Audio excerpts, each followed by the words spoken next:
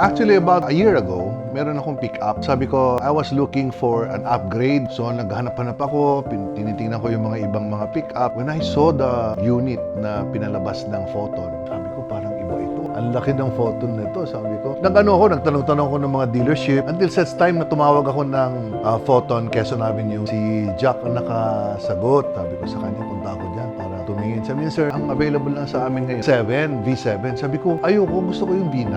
So, yung V9, inantay ko until na sabi sa akin, sir, meron na kaming V9 kung gusto mo makita. So sabi ko, punta na ako. Sabi ko sa Photon representative, halika na, punta tayo doon sa unit. Mag-test drive ako.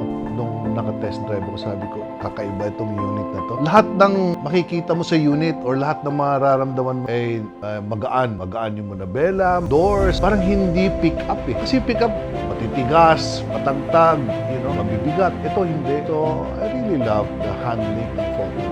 Yun, kaya ako kinuha yung Photon kay Jack. Ang ganda. Wala akong masabi doon sa walang binatbat yung ibang mga pickups na na-drive ko. Meron kang comfort, merong sports, ganyan. Ganda ng handling ng sasakyan. Very entirely different from other pickups that I was able to drive. Hindi ko nga feel na pick-up yung drive ko, ang dala ko eh. Basta hindi ko feel. Pag nasa loob ako, parang kotse. Kahit papuntang Baguio yung paakyat, walang kahirap-hirap.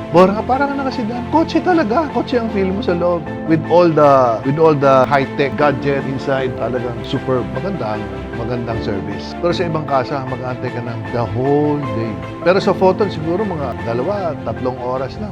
Kaya mo nang kunin yung sasakyan mo.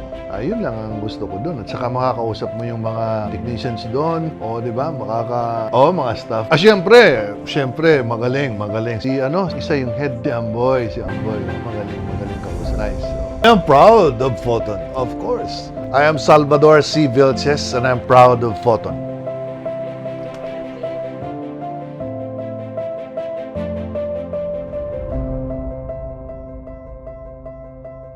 Alagang SJ Auto Group.